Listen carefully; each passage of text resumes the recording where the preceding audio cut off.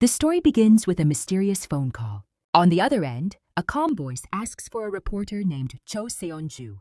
There's no introduction. He simply tells her to take his interview. Seon-ju is caught off guard. She asks why she should even consider it. Is he someone important? Someone famous? The man answers in the most chilling way possible. He says he has killed 11 people. And then, he starts describing how he did it. He talks about tearing someone's throat out with his bare hands, crushing another person's skull, cutting a body into pieces. Every word feels cold, precise, and disturbingly real. The story then shifts to Seon-ju's life. She's sitting in her car with Han Sang-woo, a police officer, and the man she's romantically involved with. Outside, heavy rain pours down. We learn she has a daughter, Jaren, who's in middle school.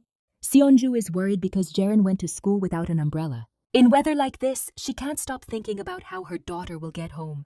Sang-woo tries to calm her down. He reminds her that Jaren is old enough to take care of herself.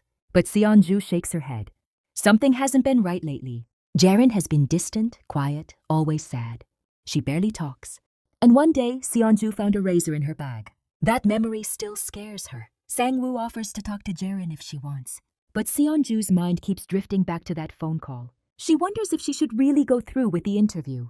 Sang-woo looks at her seriously. Is she really planning to meet someone who claims to be a serial killer? Isn't she afraid? She admits that she is. But if the story turns out to be fake and she ignores it, she could lose her job. Her company is already unhappy with her. She's hanging by a thread. And if the story is true, then it's even bigger. The caller said that within 3 days, at midnight, he would kill someone else. But he also made an offer. If she takes the interview, he'll give her one chance to save that person's life. And that thought won't leave her alone. In the end, she decides to do it. The meeting is set at a hotel. Seon-ju and Sang-woo carefully plan everything. When she arrives, she notices something strange. Workers are removing CCTV cameras. At the reception, she's told they're being repaired. She asks for the key card to room 2107. No questions asked, she gets it. Inside the elevator, she secretly creates a duplicate card and leaves it there so Sang-woo can pick it up. The plan is simple. Sang-woo will stay in the room directly below. He'll hear everything.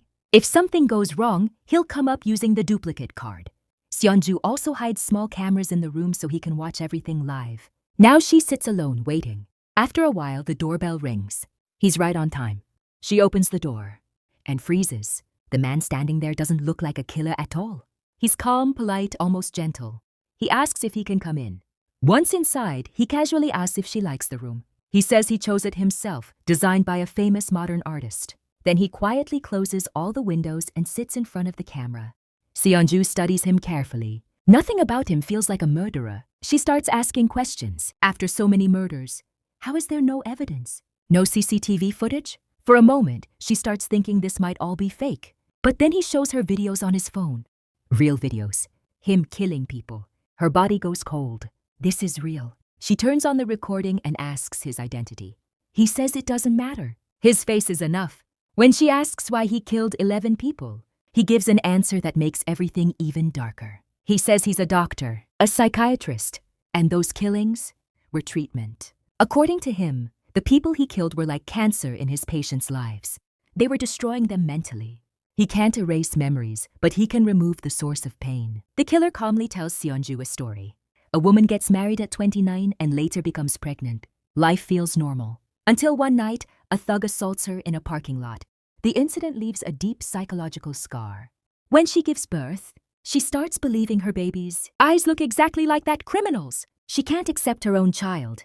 The trauma consumes her completely. And one day, unable to bear it anymore, she jumps out of a window with her child, ending both their lives. Then comes the twist. The killer reveals that woman was his wife. Even as a doctor, he couldn't save her from that delusion. And the man responsible? He only got 4 years in prison and even mocked him, knowing he'd soon be free.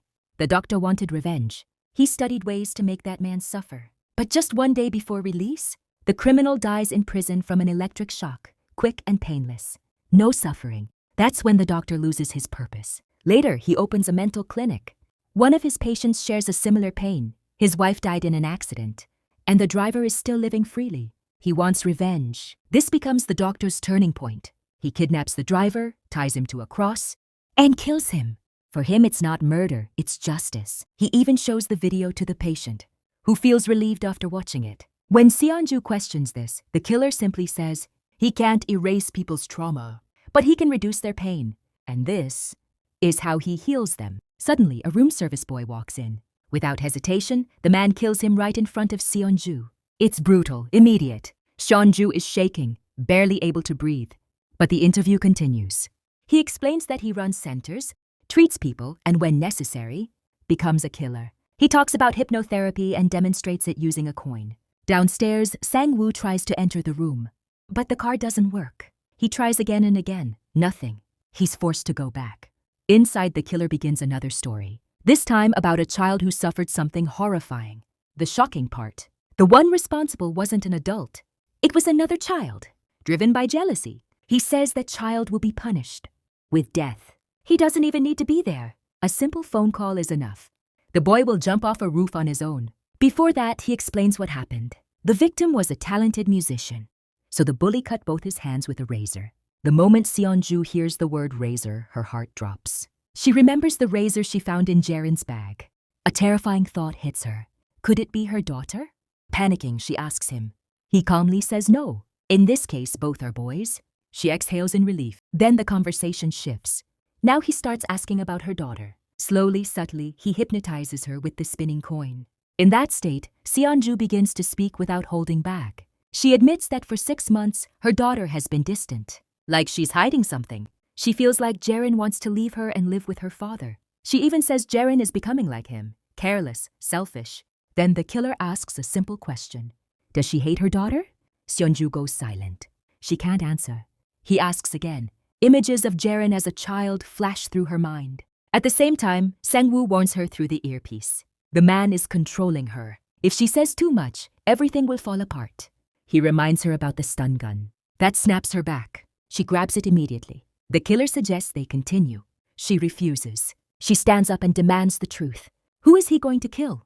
He smiles and asks why she's suddenly in such a rush to save someone. She says she understands now. He's too dangerous. She won't waste any more time. Sang-woo keeps telling her to use the stun gun, but her focus is on saving the victim. The killer tells her to sit down. He'll explain everything. Reluctantly, she does. Then he reveals something shocking. He already knew about Sang-woo. He knew he was in the room below. He knew the entire plan. Both Seonju and Sang-woo are stunned. The killer calls Sang-woo's phone. The moment he answers, the call cuts. At the same time, gas starts filling the room. Within seconds, Sang-woo collapses. The killer turns back to Seonju. She tries to use the stun gun, but he overpowers her and uses it on her instead. When she wakes up, she's tied to a chair. The room is glowing red now. Across from her, Sang-woo is also tied up. She breaks down, apologizing to him. The killer calmly says he lied too. This interview was never about him. It was about her. He unties her and tells her to relax. He won't hurt her. Then he starts asking about her life. What's going wrong? What mistakes she's made. At the same time, he warns Sang-woo not to move. One wrong move, and Seonju dies. He even shows him everything live. Finally, Seonju reveals the truth. A year ago, a man named Minsk contacted her. He worked in finance and had evidence of a massive scandal. 10 years earlier, toxic waste from a drug project was dumped into a river. Politicians were bribed. He gathered evidence and gave it to Seonju, who hid it at home. But it was stolen. That same night, Minsk died in a hit and run. Later, her company received an anonymous accusation against her. That's why her job is at risk. The killer asks if she's truly innocent. She swears on her daughter. He believes her. Then he reveals the real reason she's here. He wanted to treat her. Before she can process that, he exposes Sang-woo. He shows a video of Sang-woo trying to escape, not caring about her at all. Then the truth comes out. The killer reveals that the stolen evidence wasn't taken by an outsider. It was Sang-woo himself. He was the only one who knew everything about the hiding place. But Sang-woo isn't just a cop. He's a corrupt homicide officer. The criminals he was chasing trapped him using a girl. They got close, spent a night together, and secretly recorded everything. From that moment, Sang-woo was under their control. In exchange for their silence, he agreed to steal the ledger. But he didn't do it just out of fear. He wanted power. A promotion to chief of detectives and the system already corrupt agreed. So he broke into Seonju's house and took the evidence. But his daughter Jaren saw him. And what he did next was unforgivable.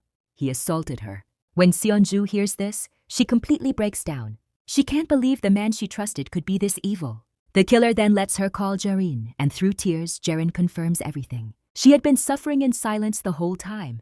Shattered but determined, Seonju decides to face Sang-woo one last time. She goes to him alone and asks the truth. But Sang-woo denies everything. This time she doesn't believe him. She points a gun at him, but he attacks her and takes it away. And in that moment, his real face is exposed.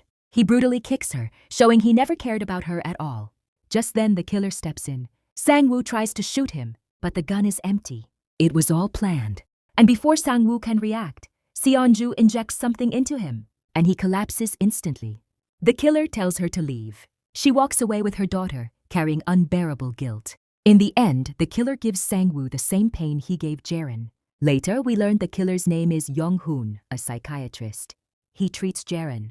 He offers treatment to Seonju as well, but she refuses. She chooses to live with her guilt.